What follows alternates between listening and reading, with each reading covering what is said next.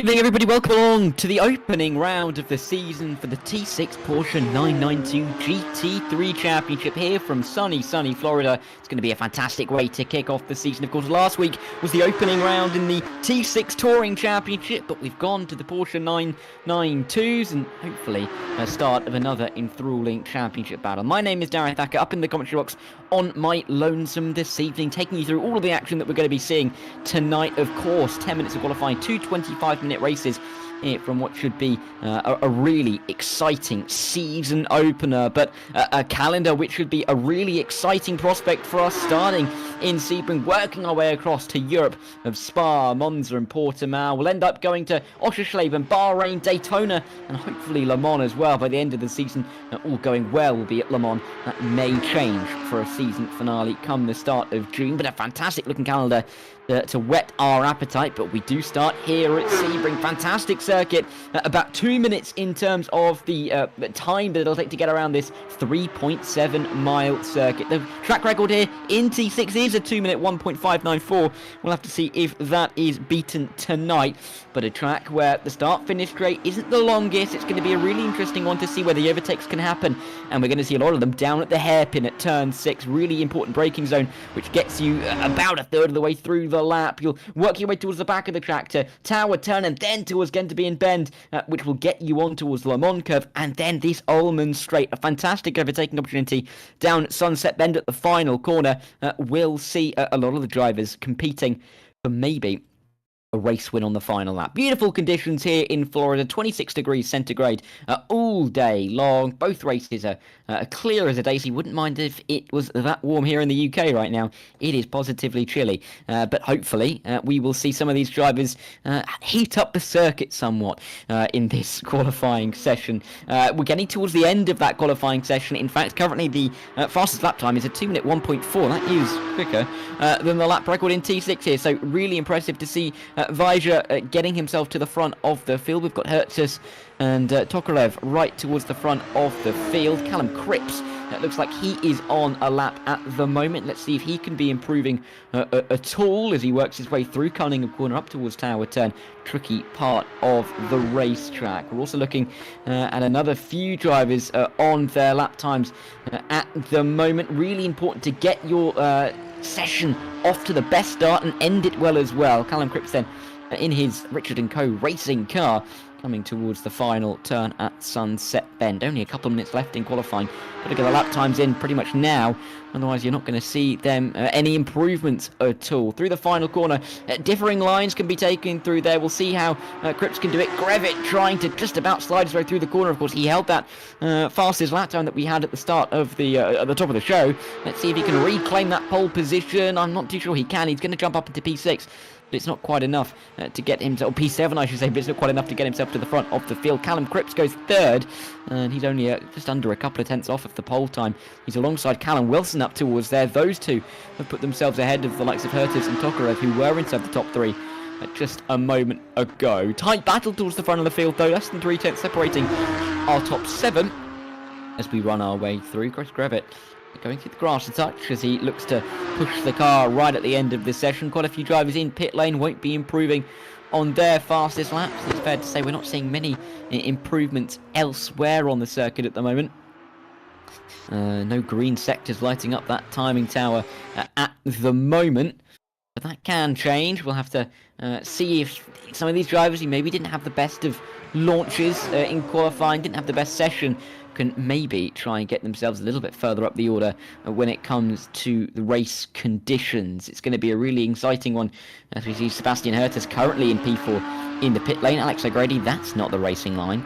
That is not going to be the fastest way. Well, it could be the fastest way if you took it at full speed, but I don't think the rFactor 2 system would allow you to take it at that speed. Fraser Hart looks like he's trying to go again through turn 1, as we do see a couple of improvements in terms of the sector times appear on the timing tower. Alan Axon, one of them, but there's also Danny Oliver, currently down in P19, looking to improve a touch. 24 drivers we have in this session. Fantastic to see so many involved in the opening round of the season. It looks like drivers are waiting to right at the end of the session to try and make some improvements. A plethora of green sector times lighting up the tower like a Christmas tree, even though it is still February. We'll see what Fraser Hart can do on his final lap. Lap time be really good down there for Danny Oliver, who is improving 46.1 and a 32.5 through the first and the middle sectors. We're putting him about 8 tenths off through those two alone, so maybe looking to get himself towards that P11 region. Continue to see Fraser Hart work his way through purple sector time as well in the middle sector for current provisional pole sitter Sido Vaya. 32.159 is what gets him that purple accolade. Let's see if he can maybe just pull a little bit further away from Wilson, Cripps, Hurtis, all of whom, of course, aren't going to be setting a faster lap time in pit lane. We're seeing improvements as well from Fraser Hart, as we can see, 45.6, 32.2. That is, barely off of the time from Sido Vaya, who has gone even faster. I think this could be a lap time good enough for P2 from Fraser Hart. Let's have to see if he can keep it up right towards the end of the session. The improvements coming, I think it was Caraveo towards the back of the field, Francesco going up into the top 15, and we see Roda Uhalal just about finish his lap time, good enough only for P18. Fraser Hart, the final driver to improve a lap time through the final corner. He comes. Is it going to be good enough for pole? I'm not too sure that it will be, but this could very much be good enough for the front row of the grid, up towards the line as the checkered flag does fly here at Sebring. Fraser Hart, where can he pop himself into? P7 only, lost a lot of time in that final sector. I'm not too sure what the sector time was, but he was running right on pace with, front row there, dropping down the order. Not exactly what he would have wanted at the end of that qualifying session. This is the qualifying results from a qualifying session which saw some highly competitive lap times. 4 drivers quicker in the end than the lap record that we were showing at the start of the stream. Sido Vaya, though, is the fastest of the lot. The Bradman Esports driver will take us to pole ahead of the 444 of Callum Wilson, who will be alongside him on the front row. 8 thousandths only split row number 2 with Callum Cripps just a little bit ahead of Sebastian Hurtis, with Vlad Tokarev and Johan Kershon inside the top 6. In 4th and in 5th. Alex O'Grady and Chris Grevitt are on 7th and 8th ahead of Fraser Hart and Tobias Hoffman. Don't believe what you see.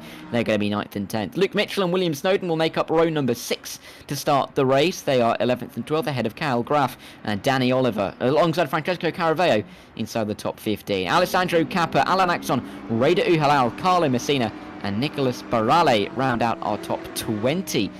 Qualifying with Jordan Osborne, Samuel Newhouse, Luca Salustro and Alan Smith, I'm sure not the football commentator, but the number 92, rounding out the grid in 24th.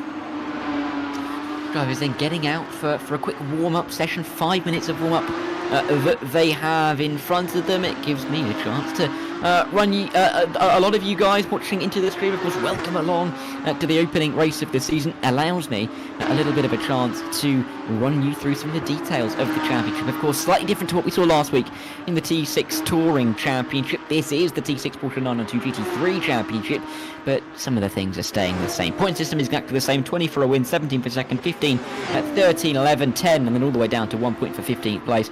We've got a reverse grid between 6 and 12. We'll confirm that at the end of race 1. Keeps it exciting towards the front of the field. Drivers never know whether they're going to be making that cut or not. 25 minutes, 2 races in the evening, exactly the same as 1 week ago. Variable weather will occur throughout the season. Not quite here this evening. We saw how dry it is going to be. With no success ballast, it's going to be a really interesting way to run through the season to see if the same drivers can stay near the top and keep their consistency high. If you can stay near the top of the field and end up winning the championship, you're going to have £120 going into your back pocket. If you just miss out, £75 will be in order for P2, 50 for 3rd, 35 for 4th and £20 for 5th. Not a bad little payday for a little bit of fun on a Sunday night. But looking like it's going to be a fantastic calendar. Of course, bi-weekly. We'll be mirroring the Touring Championship in terms of round 1 of the Touring Championship was last week. Round 1 of the GT3 Porsches will be this week. Round 2 of the Tourings will be next week. followed by round 2 with the Porsches, and we'll go like that all the way towards the end of the season. And of course, we've got to thank the sponsors, Phoenix Sim Racing and Demon Tweaks, who make these events possible, make this league possible. And of course, we have to thank Rich Weatherall for putting everything together. We can't really go broadcast without thanking him, and of course Rich behind the cameras tonight, making the broadcast look absolutely wonderful for us. If you're in chat, let me know who you're going to be supporting this evening. Great to see a few of you already in the chat. Good evening to you, Tommy. Good evening to no username. Not too sure who you are, but you've got no username, and it's a very easy way to work out who you are. Jordan Osborne, of course, in the chat. Good to see Jordan here. Jan supporting the Brabham Squadron, and Nervesy supporting Fraser in this race. I'm presuming that's going to be Fraser Hart. I got a little bit confused because I think we used to have someone whose last name was Fraser, or that could be a different series. I'm getting myself confused. It's a Sunday night, it's been a long weekend. I could be tripping over myself. Runa supporting Brabham. The Clutter Desk is supporting Alan Smith. He's the team owner. Well, you've got to do that really, don't you? And Zach supporting Fraser as well. Great to see all of you in the chat. Welcome in. Delighted that you're able to join us for the Sunday evening. Hopefully you'll enjoy the racing tonight and want to join us all season long as we go globe-trotting across the world. Starting, of course, in America, going to Europe. We're going to pop to Bahrain as well. Really looking forward to that race. It's the back end of the season. Ending all the way in June. It's going to feel like a longer season than it really is. Of course, only 8 rounds when you think about it. But we're going to be globetrotting. We're going to be having a lot of races. 16 in total, which means that by right, I mean, if you get 8 points for pole position, you get your fastest laps as well. Then therefore, if I do some quick maths, 24, 40 times 8, that's 320. We should have 344 points up for grabs. If that maths is wrong, then send an email in. But I think we've got that many points up for grabs. Lots to be won, and so many points for so many positions. More than half the grid will score in every single race. Exactly what we want to be seeing. Keeping it nice and competitive. Also great though to see 24 drivers here tonight. We want to see as big a grids as we possibly can throughout the season. And as we get ready to get going here, drivers just lining up on the grid. They're getting themselves going, and it gives us a chance to run through the grid at the start of what should hopefully be 25 minutes of enthralling racing. It's exactly the same as what we saw in qualifying. Solivaya and Callum Wilson on the front row ahead of Callum Cripps and Sebastian Hertus. That number 98 car will go and see if they can get, or he can get himself front 3 rows. It's Vlad Tokarev and Johan Gershon inside the top 6, with Van Motorsport represented on row number 3. Chris Grevitt and Alex O'Grady make up row number 4. And so Cone goes flying on this formation. We've got Fraser Hart and Tobias Hoffman, Luke Mitchell and William Snowden inside our top 12, and that's the top half of the grid coming into this race. As it stands, Kyle Graf, Danny Oliver and Francesco Caravallo are in a point scoring position, but there's no guarantee that they're going to stay there in this race. Going to have to try and fight their way through a little bit, and we'll have to see if they can stay there. P16, of course, went to, I'll come back to you on that one, Alan Axel, René Hilal, Carlo Messina and Nicholas Borelli inside the top 20. It was Alessandro Cappa in 16th place, of course, with the bottom 2 rows. Jordan Osborne, Samuel Newhouse, Lucas Alustro and Alan Smith inside the top 24 at the back of the field, but let's see what he can do to fight his way through today's field. 25 minutes will be on the clock. Standing start, of course. I was called out a little bit last season by the formation lap. Not this season. New year, new Darragh. To try and make sure that I am on top of things. Because the new year has never helped me before. You're going to have to give me a little bit of grace if I forget one or two of these things. Of course, you had Ashley Denman last week taking through the action at Monza. Zach Sweeney will hopefully be around this season to take you through some action as well. Pleased to say that you can join us, and myself and Zach are very pleased to have Ashley on board this season. Gives our voices a little bit of a break, and he did a fantastic job last week, even if he did get the name of the Lesmos slightly wrong. Down the Ulmer straight we will go then on this formation lap here at Sebring. 24 drivers getting themselves ready to race here For a season opener where, you know, drivers' ambitions are high going into a new season, they may see themselves as championship contenders, at least as podium contenders, and with so many of the drivers right near the front in terms of the qualifying pace, we are going to see a lot of cars scrapping initially in this race. Don't forget, the reverse grid for race 2 means that even if Vaya, who got pole, runs away at the front of the field, he's going to be pegged back a touch, and he's going to have to fight his way through some kind of field to start race number 2. But they're going to run round the final corner and get themselves into their grid slots, ready to race for the opening round of this T6 992 Porsche GT3 Championship. It's a bit of a mouthful, but hey, hopefully this race is going to give us more than enough to talk about, as I think that's Hertis trying to get himself in the right spot on the grid. Final drivers just about lining up then, and we'll have 25 minutes on the clock. Ready to get racing then, here at Sebring for the opening race of the season, the opening race of the year in these Porsche 992 GT3s. And the green flag drops and we are racing. Good start at the back, not a good start at all from our front row sitter, Callum Cripps. He's dropping down the order already. We've got Kurjan getting through. There's a crash on the front straight, a few cars towards the back of the field, dropping down already. O'Grady and Callum Wilson getting caught up in all of that. Tokarev from P5 looking to up the inside at turn number 1, as Vajra has got away cleanly in the lead. Difficulty on the clutch for some of these guys as the yellow flags do fly, but perfect from the front of the field. The pole sitter, the only driver to still be in the same position that he started in. We've only been going 30 seconds in this race. Tokarev and Kurjan run their way through. We get ahead of Hoffman and Callum Cripps, who've dropped down a couple of positions in the order. A couple of those drivers got a little bit stuck behind slow starting runners and weren't really able to dive out of the way. Borelli trying to fight down here for what is P13 ahead of Hertis, and Graf in all of this as well. Uhalal in this battle, along with Samuel Newhouse, in towards the hairpin they go. Dust kicked up, the drivers going wide. You can just about see them emerge. Borelli just behind Samuel Newhouse. The two teammates will work their way through, but a dramatic start which sees Oliver and Messina in the pit lane. O'Grady down the order, and Callum Wilson with a lot of work to do to get himself back through the field.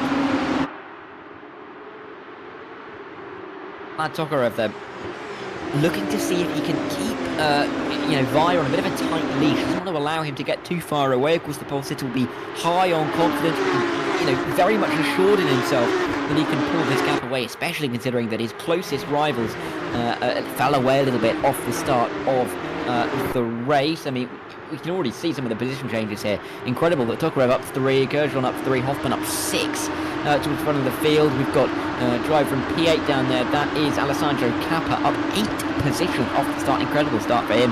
Samuel Newhouse up 10 as well. Double figures in the opening lap. Absolutely incredible for him. He's going to be delighted. Newton Mitchell wouldn't mind an extra couple of positions, even though he's had a good start, of course. Real contender in last season's T6 Touring Championship. He won the championship even with 3 wins to his name over the course of the season. Make that 3 wins and 10 podiums. He's going to be hoping to keep a little bit of that momentum up, albeit in different machinery, in the 992 Porsche GT3 Championship. Cappa then looking for a move. Callum Wilson looking for a move on road to Uhalal, dropping down off the start, but he will feel that he has the pace advantage compared to the rest of these guys, and he gets himself up into P14. A lot more work to do for him though. He's got 13 more cars for him to pass before I really think he'll be truly happy with his result.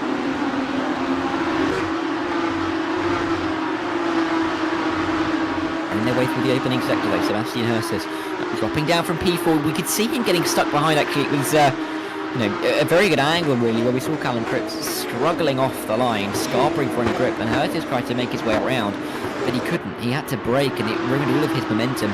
Being stuck directly behind the slow starting car meant that he is going to fall further back than he otherwise would have wanted to. Borelli ends up bouncing his way through the field at the moment. You see he's just behind Callum Wilson. Callum Wilson overtaking him.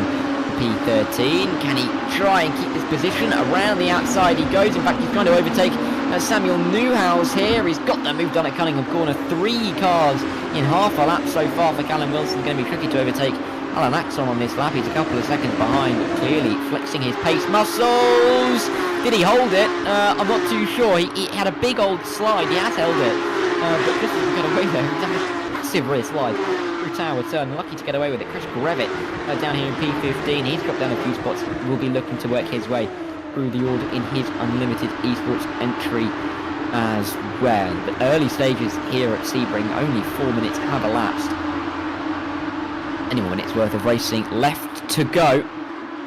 As we have a yellow flag out. Who is that for? I'm not too sure. I'm going to try and look at the track map. The yellow flag has gone in. Clearly wasn't too much of an issue. Here it's Sebring to finish lap number 2 of this race. Via still lead, Tucker still in second, Kurjan still third. This should be a 13-minute race. 13 lap race, 25-minute race of course. Because we should be able to get that 13th lap in. 12 laps should take about 24 and a quarter minutes. Oh, there's contact between Hurters. Oh dear. And off goes William Snowden. And William Snowden, well, he's found an escape road, but he doesn't really want to escape from this race. Had a good start there. The littlest contact at turn 2, proving to be really quite costly. Samuel Newhouse and Grevitt fighting at the moment as they work their way through turns 2 and 3. Newhouse, of course, defending from the slow starting Grevitt, who will fancy his chances down at the hairpin of turn number 6. Yellow flag out again somewhere. There's nothing really popping out to me on the driver map, so we'll keep an eye on that. It doesn't really seem like there's too much there. Actually, no, it could be down at the back. Lucas Salustro, who has gone around down at turn 2. Looks like he's got that car back going again, as we see battling. Fraser Hurt trying to get himself up in front of these guys, but the fist fighting that's ongoing at the moment involving Grevitt and Barali is not helping his chances at all. Samuel Newhouse is one of those drivers that went around. I'm very sorry if I clearly missed that looking at the timing page. As Fraser Hart is still tracking his way through. Osborne just in behind as well. Don't catch him out from this little battle. These guys fighting over the minor points positions. Because of course from 16th down you get absolutely nothing. The 15th really is a top prize for anybody a little bit further back in the order.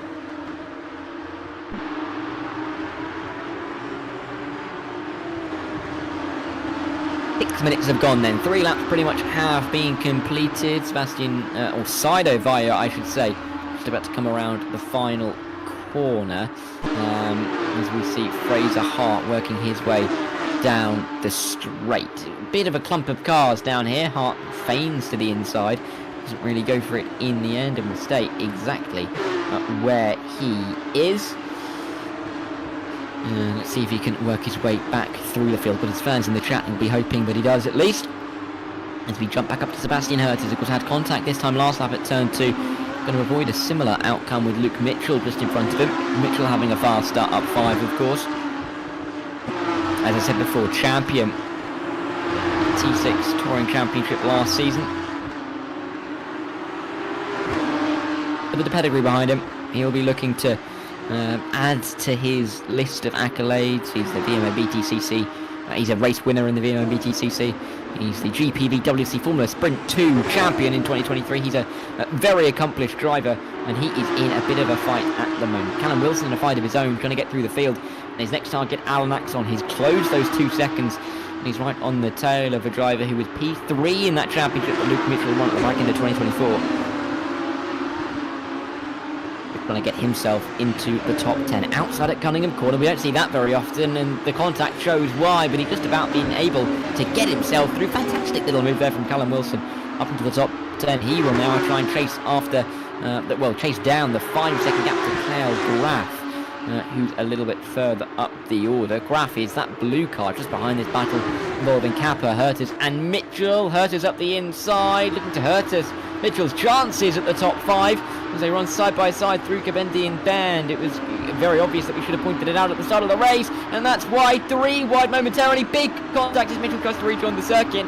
Through goes Graff, through goes Caps, and a great start for Kappa, I should say, not Caps. Kappa up 10 positions now, gaining a couple by virtue of keeping it nice and clean.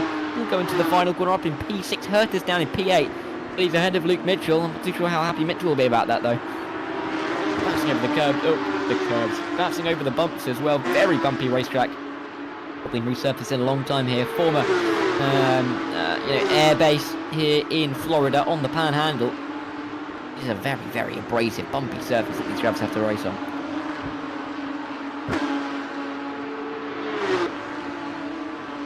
Nicholas Borale looking to try and get himself up the order from P14. He's already had a decent enough start, started in P20. And is finding himself a little bit further up the field. You have a look at just a little bit further in this battle. Chris Grevitt fighting with Raider Uhalal, the driver who we saw a little bit of back end of, in last season. He's been around for a little while in T6. Great to see Raider back once again, the Moroccan driver.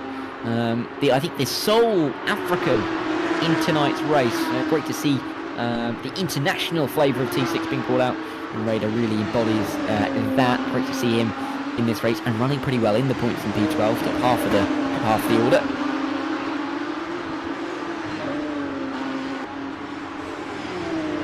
Graf, though, wouldn't mind getting himself into the top 6 as he runs his way through the field. Curtis wouldn't mind getting his positions back that he lost just the lap ago with contact with Luke Mitchell, as Luke Mitchell's dropped as he got off the back of this field.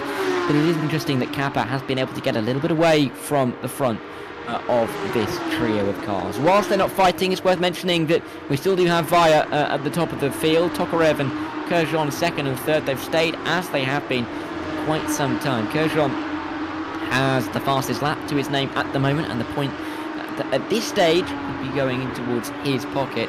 Via has an increasing gap at 1.2 seconds. That really isn't enough for him to feel terribly safe as they run their way across the start-finish line once again. Here's Callum Cripps right behind Tobias Hoffman. These two are going to be battling it out for P4, and Hoffman having that big gap out in front of him to the cars in front. His last lap time was a full second slower than the top 3, and I think Cripps can see that. Wouldn't mind coming through. Much tighter line, much more effective line. Callum Cripps into the top 4. Yellow flag out as well. Who's off the road? I'm not too sure looking at the driver track, although actually no, I do know. That's Jordan Osborne towards the back of the field. Jordan Osborne's had a bit of a moment. He's going to be dropping down the order.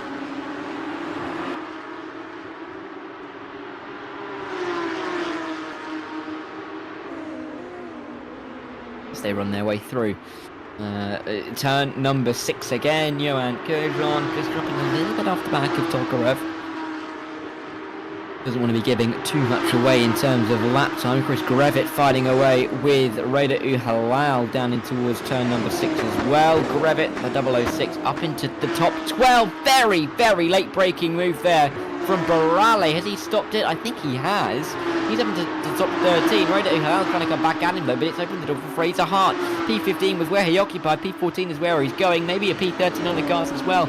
He can work his way down into Cunningham Corner. Not anything on offer, but Uhalal shuffled back in the order after a big sand down at the hairpin at turn 6. Got to be careful as well because Alex O'Grady, William Snowden I should say, after his contact up at turn 2 a few laps ago, wouldn't mind trying to recover a few of those spots. And I've said that a lot, but a lot of the drivers dropping down the order through hook or by crook in the start of this race, trying to find their way back towards at least the points, maybe in their standards, at least the top 12, where they could be in position for reverse grid positions.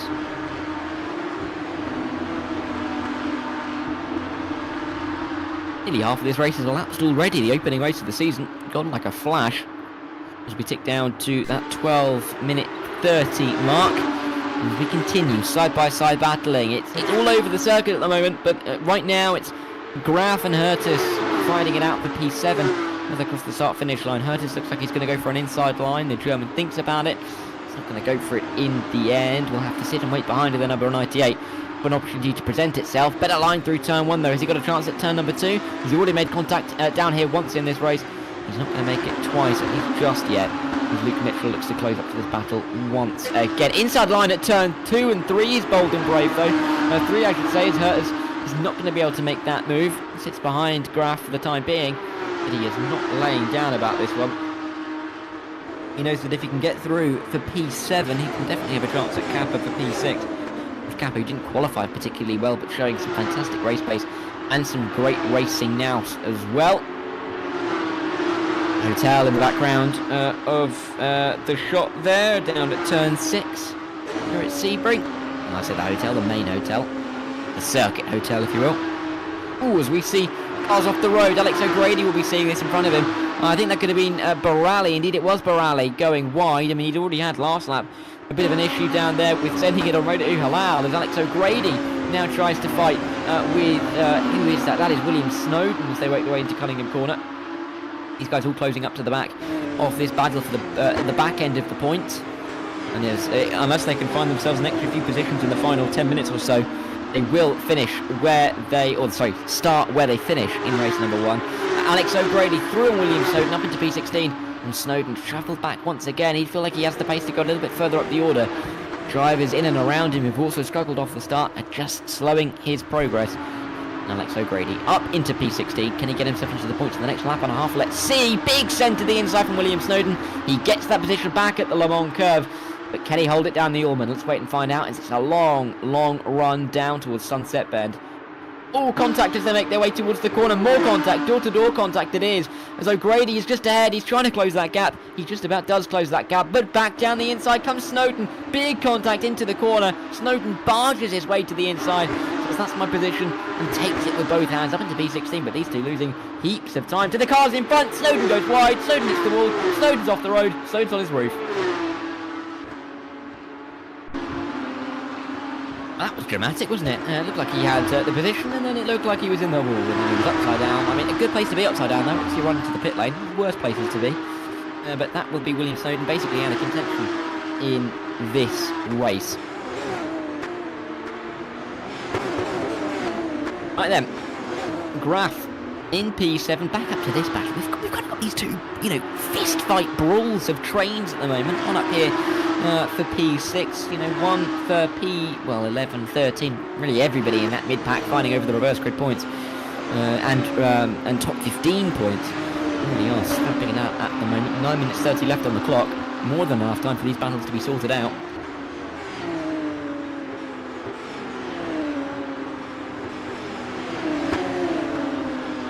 They work their way in towards Tower Turn. Kyle Graf ahead of Hertus, who of course started in P4. He dropped down the order immediately after getting stuck behind the slow starting Callum Cripps. But he's now trying to recover a couple of those positions. Been struggling of late. Of course, the contact between himself and Luke Mitchell allowed Kappa and Graf to come through.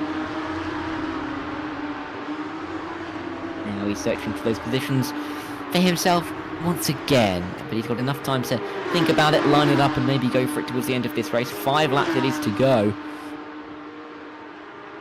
All laps will take us 8 minutes and 10, give or take, and our leader Cedo Vaya will cross the line with roughly 8 minutes 20, as you can just about see him in the distance there. In fact, I think that was Callum Cripps in the distance. Yeah, so he's crossed the line a little bit earlier. Definitely 5 to go then. Here at Sebring. 13 lap races to kick off the season. Graf a little bit wide at turn number 1. Mitchell trying to gain back, but Hurst is really trying to force the move it. If these two battle a little bit, Mitchell may be invited back into the fray.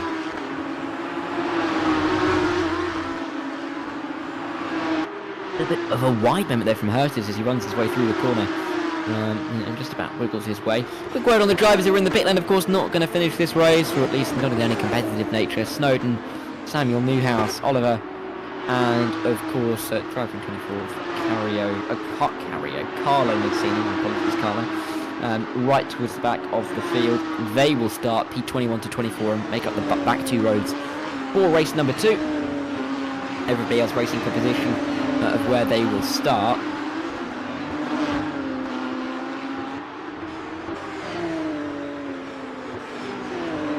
It's close up here, isn't it? Between this battle for P6 and 7. Really is enthralling to see Graf keeping Kappa on his toes. Battles have kind of widened a little bit further back. The gaps you can see them. They Grevitt to Axel in a second and a half, then a second to Hart, 1.3 to Halal, 1.3 again, 1 second to O'Grady. The gap's widening a touch, but still only about a second between Vaya and Tokarev at the front of the field. Tokarev not being able to put Vaya under any sort of pressure at the moment. This is the closest battle in the race.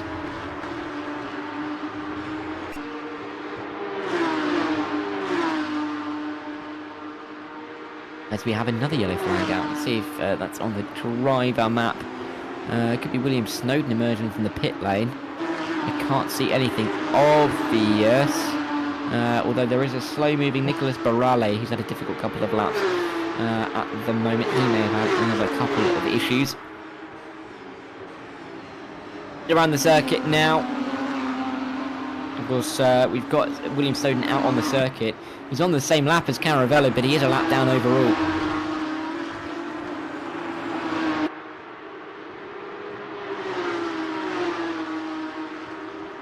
We get our way towards the front of the field. 6 minutes to go. Let's go for the timing tower to see if there's anything of note. And really, necessarily, Callum Wilson setting a fastest final sector on that last lap, showing that he's still got pace in the back pocket. 43.6 in the final sector, with a full second clear of Tobias Hoffman in the top 5 in the final sector alone. Really does show how much pace Callum Wilson is going to have, and the reverse grid could help him. However, as I mentioned that, Rich has just let me know the reverse grid is going to involve the top 7 in this race. So at the moment, Kyle Graf and Alessandro Cappa, they'll be fighting over a couple of points, but whoever loses out in the battle will be starting on reverse grid pole here. That's unless Hertus can work his way through. Luke Mitchell as well, but they're a little bit further back. Another yellow flag out on the circuit. And that looks like it was Alan Smith has gone around. He's gone to Narnia on my timing page, back towards turn 2. So I think it was Alan Smith having some issues. And you can see him dropping time at the moment to Salustro, I should say, just up in front of him in this race. 5 minutes to go. Well, of course, 4.5 minutes plus a lap. 3 laps to go, really, at the end of this one. Really, the drivers at the back of the field are going to be running a 28-minute race, up from what it should be as a 25. A little bit wide as well in the background. I think that was Alex O'Grady just running it into the grass. As Fraser Hart will be looking to try and pass Alan Axon. Of course, very accomplished driver is Alan Axon. He's a 3-time T6 touring champion over the course of 2023 and 2024. He was 3rd last season, as I mentioned. So a Pro League Racing WTCR champion, so very accomplished in this sort of machine. Not quite, of course, touring cars, these GT3s, but, you know, there are similarities, more so than what we see between these cars and a hypercar. Problems at the back of the field again from William Snowden. I think he's just getting out of the way, but he's at turn 1, I believe wide on the circuit, which is what is causing that yellow flag at the moment. Appears as he gets up to speed after letting most of the field through. Actually, it's going to be Barelle to come through, and then he should get back up to speed. He is crawling on my tracker at the moment. Fraser Hart, though, still battling away with Alan Axon. Down into his turn 6, he'd have to be pretty brave to send it there. And Fraser Hart's not going to be prepared to risk his front nose.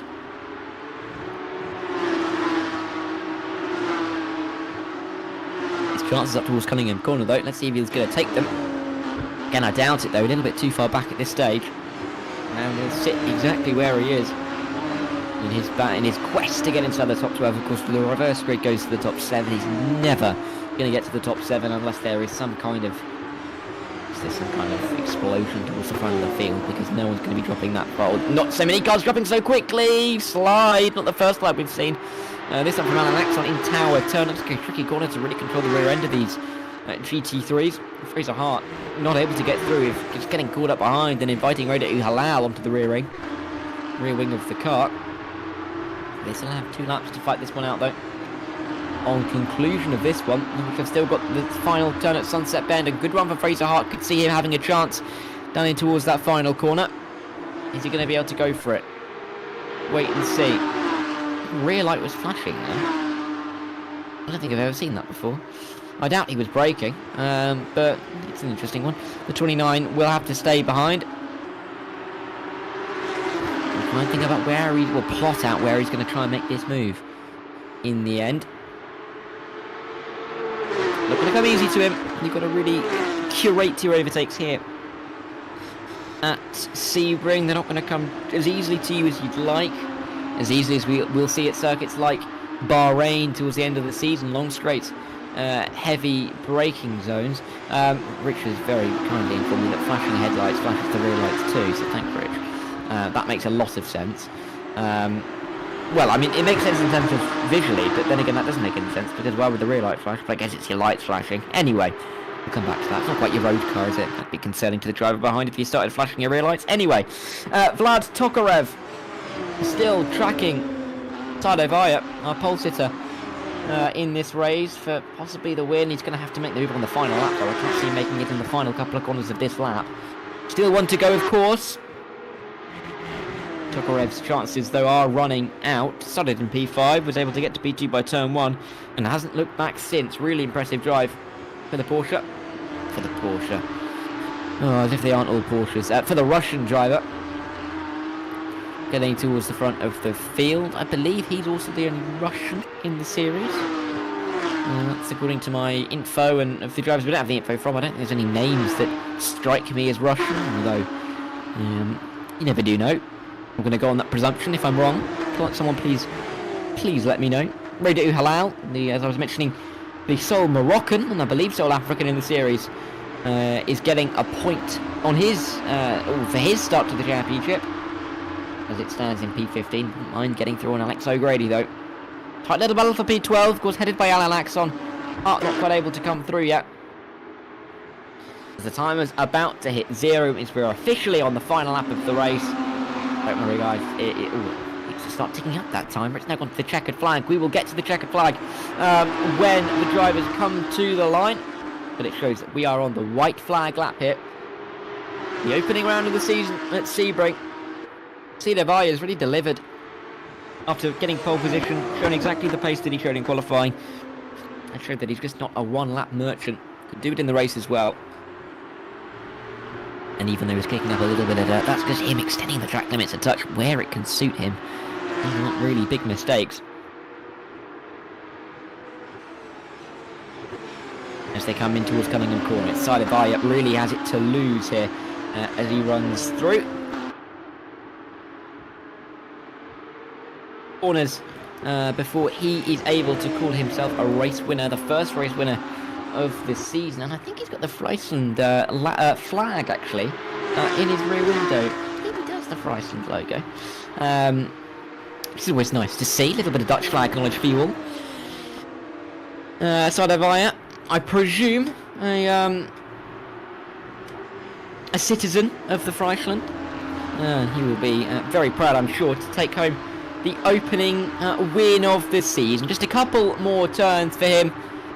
And, you know, a native to an area near the Assen circuit. We're not that close to the Assen in terms of the characteristics of this circuit, but he has been kicking some Assen in this opening race. He's going to win the opening race as he comes through Sunset Bend, and Darragh picks up all 20 points, one for pole as well. And he's your opening race winner of the season, championship leader as well. Darragh, the number 2. Great result for him in the Brabham Motorsports entry. Tokarev with P2. After a good result for him. He tracked Via all the way, but wasn't able really to lay a glove on him. Kurjon and Callum Cripps make up 3rd and 4th. Tobias Hoffman across the line in 5th. Alessandro Kappa up 10 to finish in 6th. He'll be on the front row in the reverse grid, and Graf will be on reverse grid pole as he finishes in 7th. Herters, Wilson and Grevitt round out the top 10. This is Luke Mitchell running out of steam towards the end, but he's got P11 in the bag. Alan Axon will hold off Fraser Hart.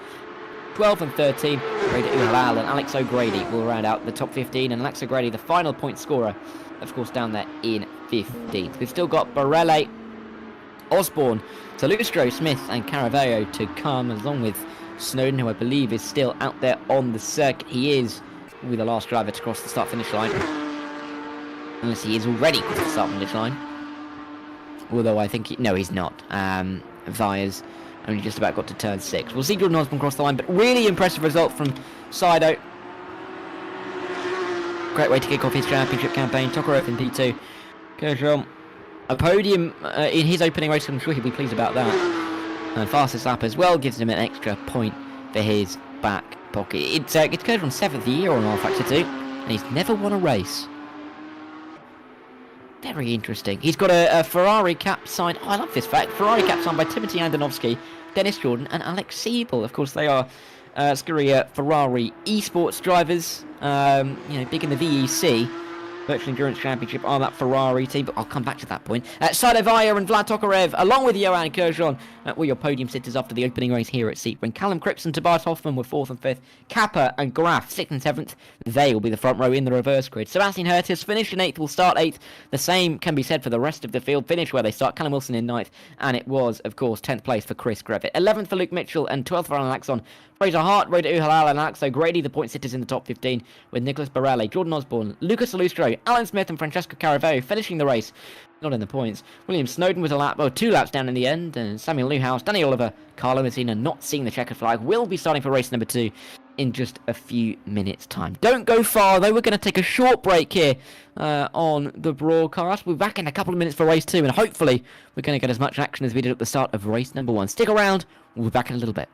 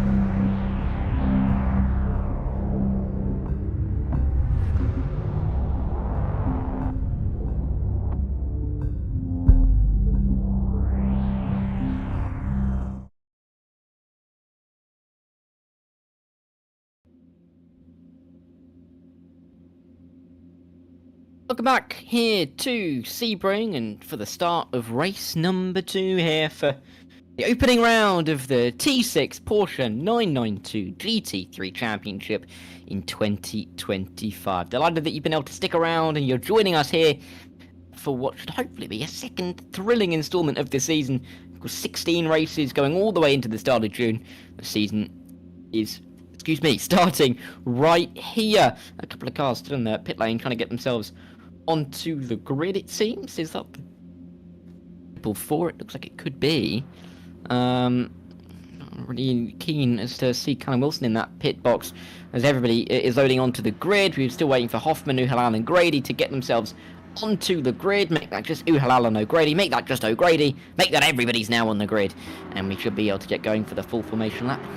That perfect timing. And it gives us enough time to run you through the grid. 24 cars starting this one for race number 2. And they're going to be led from the front by Kyle Graf in the number 48. Alessandro Cappa gained 10 in race number 1. Only needs to gain 1 in race number 2 to get the win. Hoffman and Callum Cripps make up row number 2. Then it's a reverse of the podium in 5th, 6th and 7th. Johan Kerja on 3rd in race 1, 5th on the grid. Tokarev and Via 2nd and 1st, 6th and 7th. Sebastian Hertus just missed out on the reverse grid. Will start. They finished in P8. Callum Wilson and Chris Grevitt are in 9th and 10th. It's an unlimited motorsports 10, 11, 12 with Luke Mitchell and Alan Axon following on row number 6. Got Rada Uhalal and Alex O'Grady on row 7 ahead of Nicholas Barali. Bit of an up and down race for him in the Team Raptor Virtual Racing entry.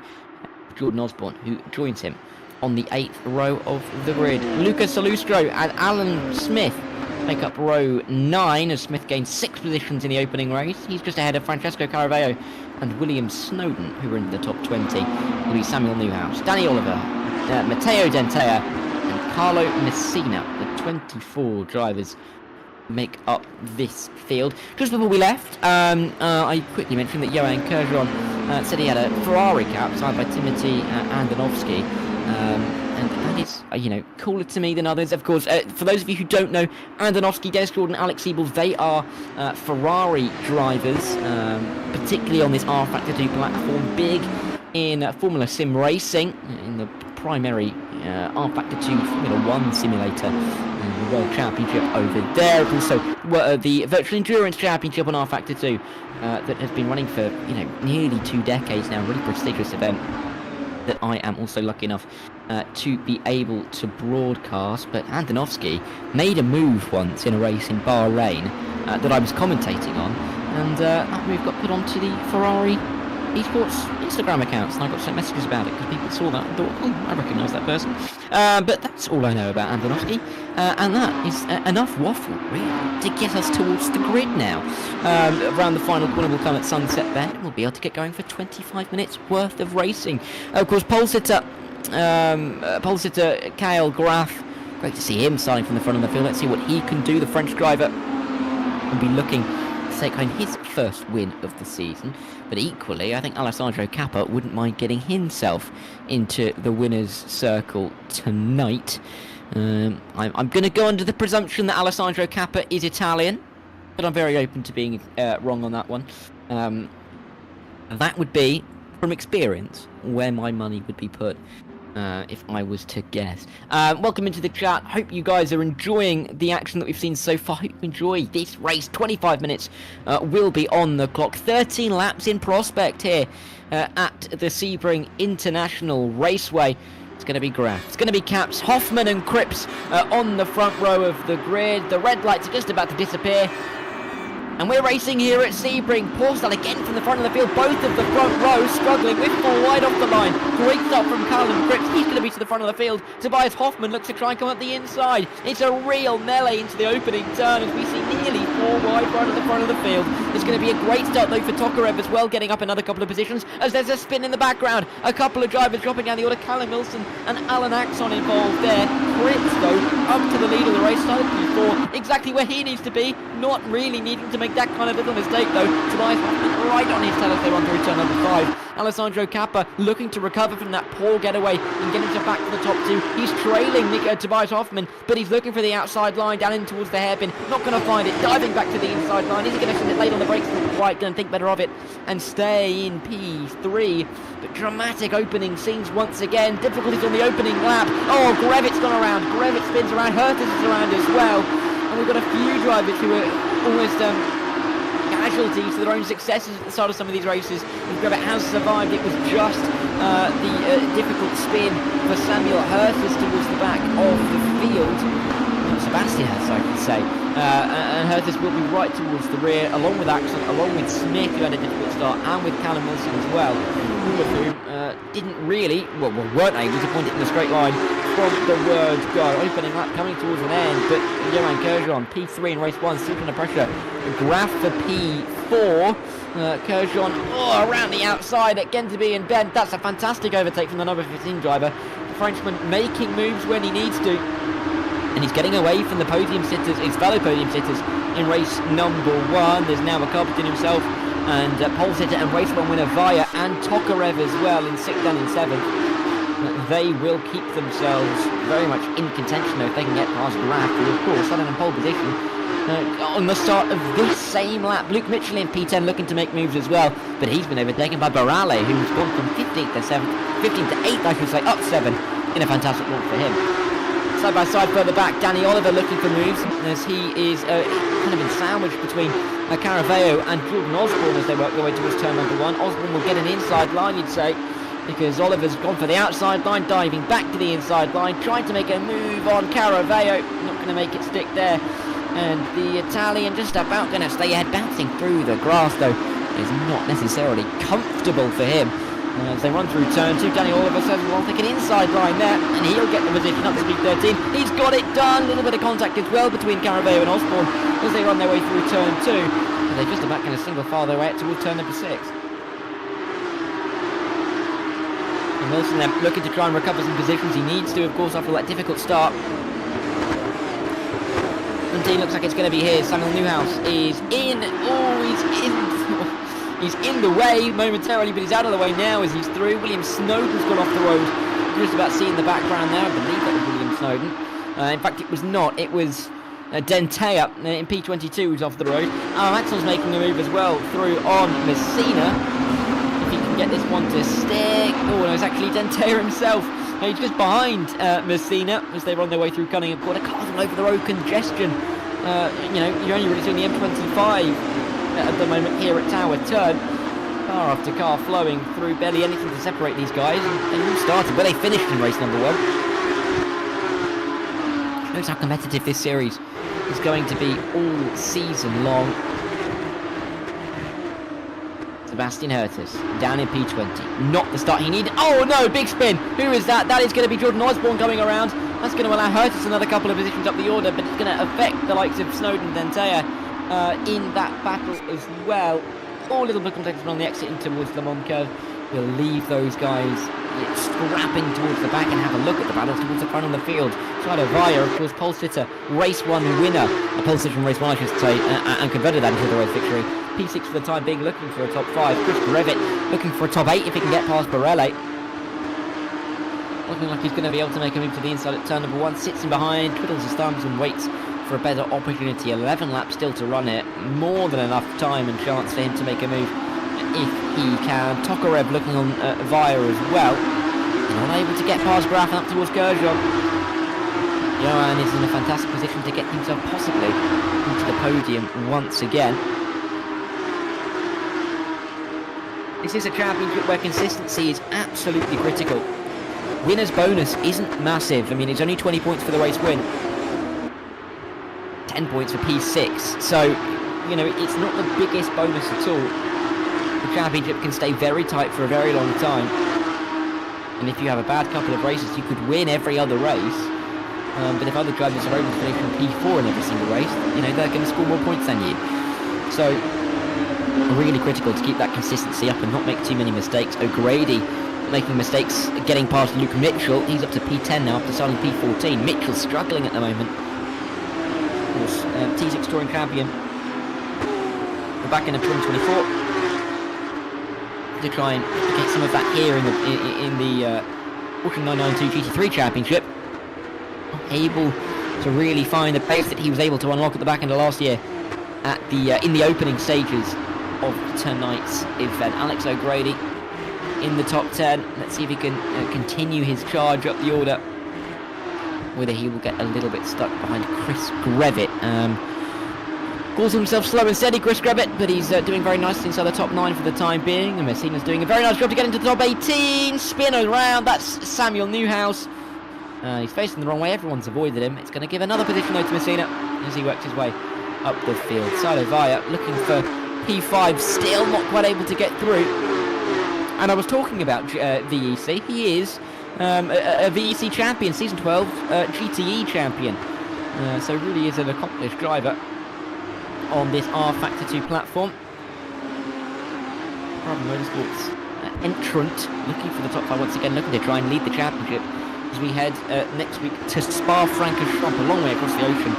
Very different conditions. It seems to be a little bit cooler, maybe a little bit damper as well. We'll have to wait and see. No flags out once again here. Not too sure who that's for. Apparently from my driver tracker, the track's being analysed. Not too sure what it's analysing, but it means that I can't quite see who's where at the moment. I'll try again. Alex O'Grady continues his charge though. Barali just behind him. He's having that good start as well.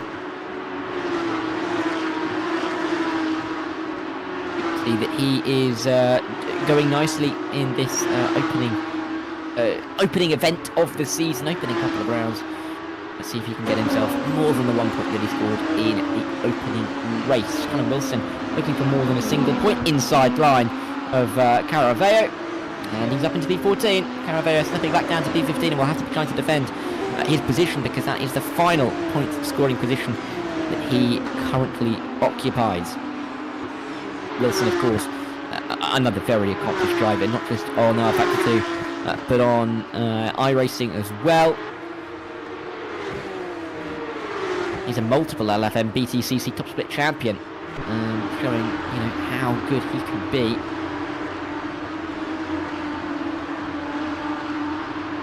See if he can keep up this kind of pace momentum, get himself towards the top 10 once again. Definitely a competitive driver, and was last season in the Touring Championship, was Callum Wilson. In fact, he managed to get him inside the top 6 by the end of the season, 4 consecutive podiums to round out the year. We saw him get himself there. Wasn't quite as good as Callum Cripps, who of course leads this race. Of course, he missed the opening couple of rounds where he only scored 4 points, or 10 points in the opening 5 races combined.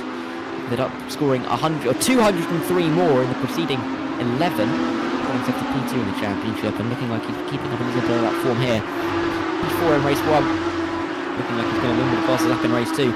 Could very well put him in a position to lead the championship, especially with Vaya and Tokarev struggling to make their way through from P6. Yellow flag out once again. Not too sure where that is, or who that is in fact. Could very well be Lucas Alustro, who has stopped on the driver tracker between turn 1 and turn 2. In fact, that must be him. He's getting himself moving once again. 15.5 minutes still left to run in this race.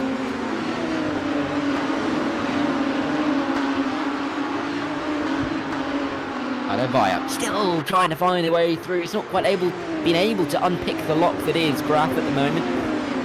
The pole sitter for this second race dropped down immediately with that poor start. The Frenchman is doing his best, as that is going to be Jordan Osborne getting out of the way and letting everybody lap him, making sure that he doesn't get himself too involved. He is not going to score points in this race.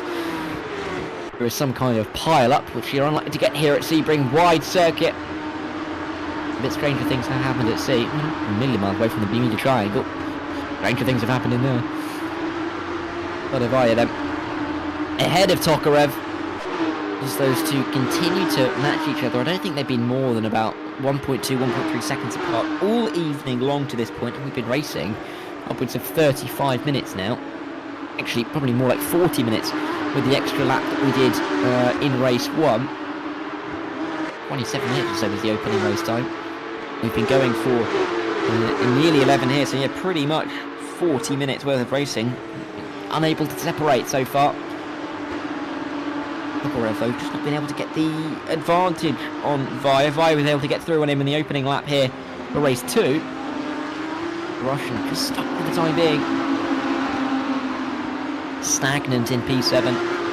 see if he can work his way up into the top 5 in the coming couple of laps. Kurjon as well hasn't really been able to make too many moves on Alessandro Capper.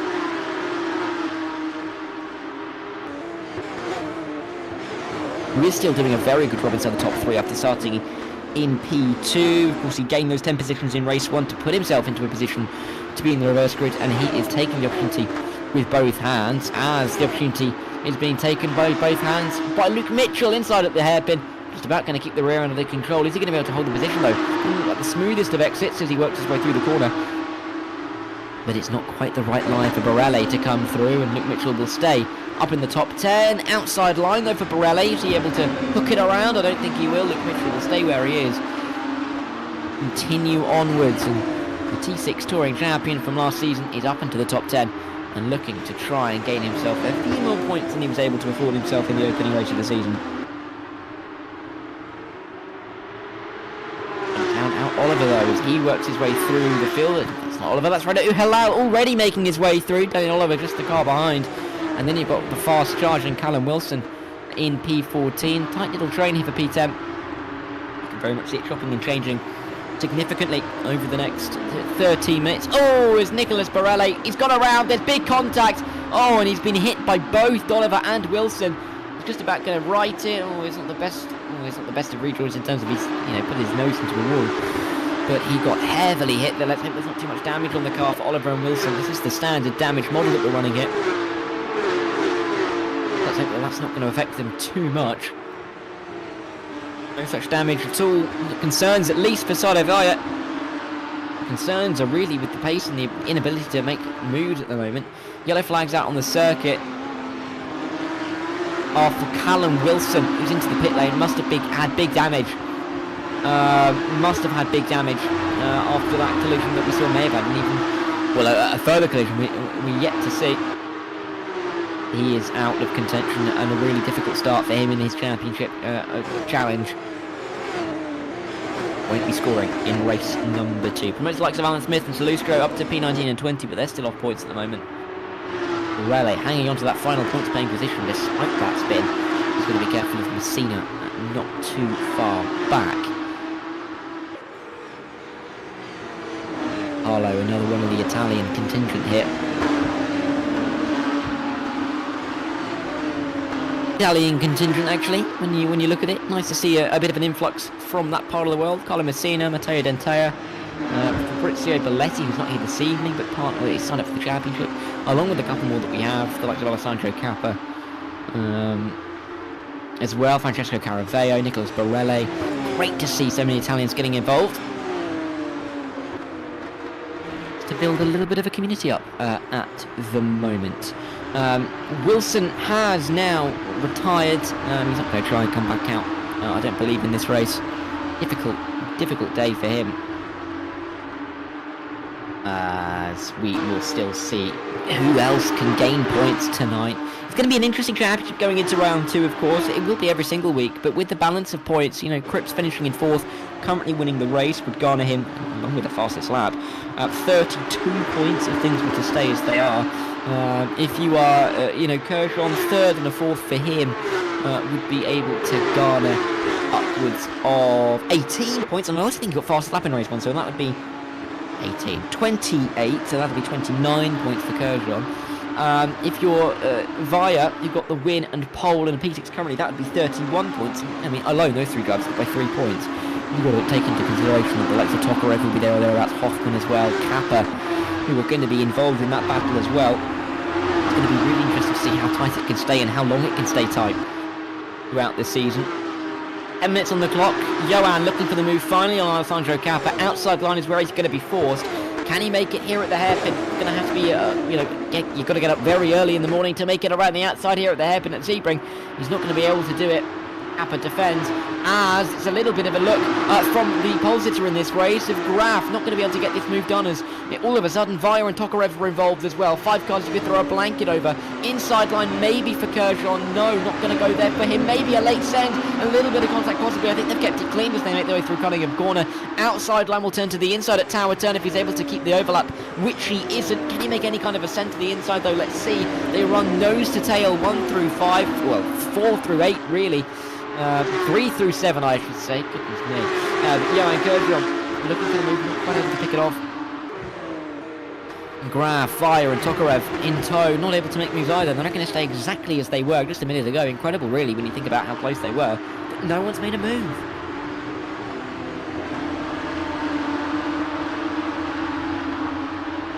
Up they come then of the Le Mans curve.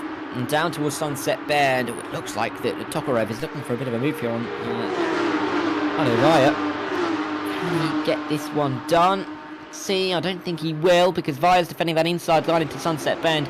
Is that going to allow the Russian Tokarev to get a better run through the final corner and towards turn 1? I don't think it will, because he's taking a wide line. He's going to get a better exit in terms of the exit speed, though, so he could have a chance as there's a look up the inside. Is there any inside gap for Kerjon? Up in front, he's going to dive to the inside there as Kappa goes to the outside. Inside line for the Frenchman. P3 looks like it is. Further back, Tokarev can't quite make the move, but they're still side by side. Kappa up the inside. Now it's going to be Graf up the inside. Of course, lost the lead on lap 1. Trying to get himself back to the top 4. Around the outside, looping it into the podium to Kerjon. Race 1, not able to do it. And somehow again, it's the same positions they were in a lap ago. Absolutely incredible to see these guys unable to make some of these moves stick. 5 laps remain here at Sebring. But with the battling that's ongoing, the gap is growing to Hoffman and to Callum Cripps up in front. They are feeling ever safer in the lead and in second place. They're going to be loving seeing this battle in behind them.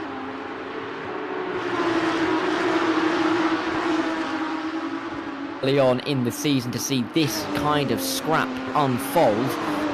They will know as well there's a big gap back between Alex O'Grady and Luke Mitchell of nearly 10 seconds. So even if they have a bit of a spin, they should be able to keep themselves inside the top 10. As Kappa continues to defend. Johan not able to find the way through. Trail Hoffman, who's going to be absolutely loving life at the moment, being able to run away at the front of this train just a little bit. Tobias is going to be, seeing those cars disappear ever further into the rear view mirror and really loving what he's seeing.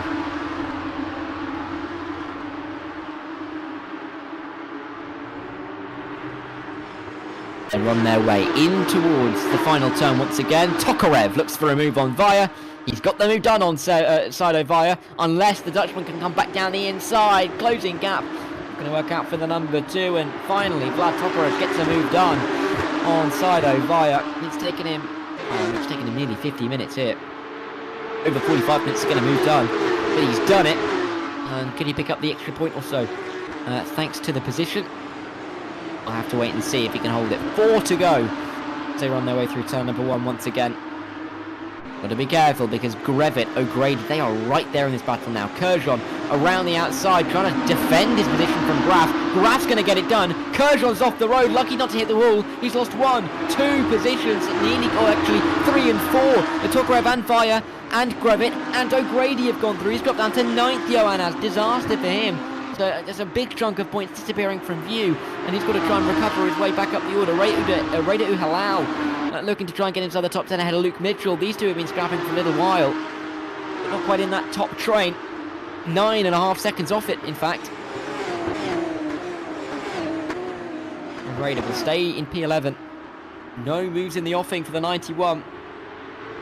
Staying vigilant though, staying alert and looking for a move if he can make it. Still picking up a handful of points for him this evening. Would not be a disappointing feat. You look a little bit further back. Borelli looking to try and fight alongside Caraveo. And they do battle it out. Yellow flag. Who is that for? I'm not too sure. Oh, actually, I think it's going to be Matteo Dentea. Mateo's just appeared from Narnia on my screen. He may have gone a little bit wide, so far off the road. The driver tracker didn't even see he was there. Very well could have been Dentea having some big issues. Adovaya not having as many big issues, but he is behind Tokarev.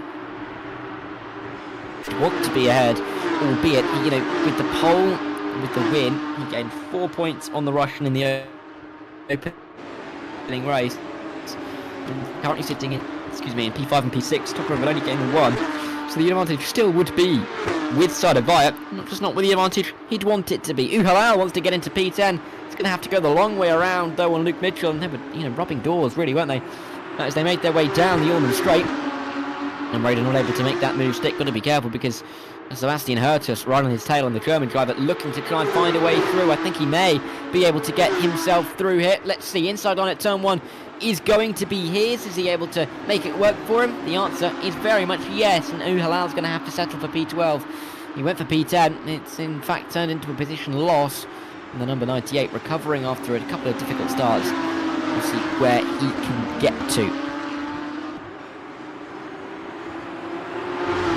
I think really the cap for him will be P10. And Luke Mitchell, because that is a big old gap, isn't it, up in front. I call him German, by the way. He's French. I'm sorry if I called him German. Chris Gravit's gone around. That's what the yellow flag was for, and he's going to drop right off that train with Grady Kerjon, you know, via Tokarev, that whole train. He will come back onto the circuit ahead of Luke Mitchell. I do apologise if I called Hertis German. I'm getting confused there. Tobias Hoffman is, of course, German. So I do heavily apologise. Tokarev, though, working his way through, trying to get after the likes of Hoffman, but he's got to get through on Graf and Kappa first. Front row from the start of this race, now occupying 3rd and 4th, with only 2 laps to go at the end of this one. Time is ebbing away from these drivers.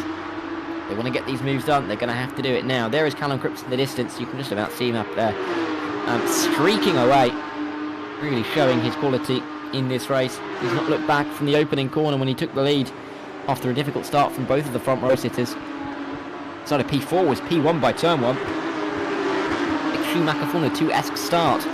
And he has run away ever since. Tokarev, though, looking for that move on Graf, not able to do it through Sunset Bend. And, you know, going for it there has really stunted his momentum. And towards the opening turn, he's not able to make a move down here. And Sido Vaya is looking, he's looking keen. You can see him looking left, looking right, not able to really make it work for him. As off the road goes Graf. That is not the place he wants to be. Further back as well. Like so, Grady with some creative lines. Inside line for Tokarev. Opportunism at its finest. He's through it up into P4. Vaya picked his way through as well. And Graf, I mean, in similar circumstances to Kershin, goes off the road a touch, drops down behind these two, and now has to try and recover his way back through. Tokarev, though, can go after another podium. And Alessandro Kappa will be the target. The difficulty is, though, he's got to close that 1.2 second gap and make the move in just a lap and a half.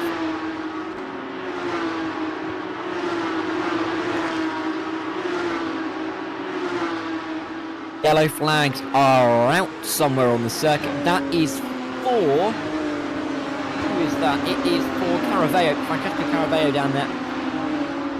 Down there in P16 out on the points. Unfortunate for him.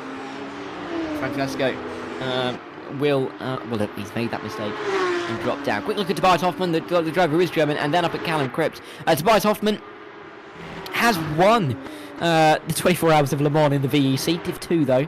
Back last year, I had to do 12 hours of commentary for that race. I remember it well, even though that was Div 1. Still very accomplished to be able to win a race of such high standards. Callum Cripps, manager of Brabham Esports rFactor 2 programme, so I think a lot of the drivers wanted to impress him. He drives for Brabham in VEC. I see him often over there. He's in that top tier, racing with some of the finest that rFactor 2 has to offer. Great to see him here in the T6 Porsche GT3 Championship. Great to see him bringing a few of the Brabham guys over as well. It's great to see him doing so well at the front of the field. Sebastian, I think it's Ertus actually, isn't it? Being the Frenchman that he is. Ertus looking for the move into the final corner. Not going to be able to make it at Sunset Bend. He's going to be looking for Luke Mitchell maybe on the exit. Can he get the better run? He's on to the final lap. The white flag, well, the checker flag is waving. The white flag really should be flying. As we haven't yet gone across that checkered flag. Hertus outside line at turn 1. Not going to work out well for him here. Unless it could actually, maybe to hook it. Oh, let's see if he has a run towards turn 2. Much better exit than the opening turn. It would need a mistake from Mitchell to make a move there, and it's just not going to happen. From the driver from P10, of course, the T6 touring champion from the back end of last year, showing why he's the champion. He may not have the outright pace, but he has the racing nous. And you know, form his temporary class is absolutely permanent. And Luke Mitchell showing exactly why up in P10. They're being tracked by Uhalal, but no moves in the offing there. Moves in the offing maybe for P5. Via was through on Graf, but he's being tracked down by Graf and O'Grady into the final couple of corners. Tokarev has got away and he's not close on Kappa, so we should be set in the top 3. You know, lest for some unfortunate moment for one of the current podium runners. They'll run their way through Cunningham Corner and in towards Tower Turn. There are two still looking for a move. It's not going to work for him there, though. He's going to have to maybe go for it in Sunset Bend, where we're about to see Callum Cripps pull Sunset Bend because it looks out west here in Florida, and the sunset is really starting to take effect. It's been a fantastic day for Callum Cripps. A P4, maybe not exactly what he hoped for in the opening race, but he's going to follow it up with a race win in race number 2, and very likely, in fact almost certainly, going to take the championship lead as we head to Spa in 14 days' time.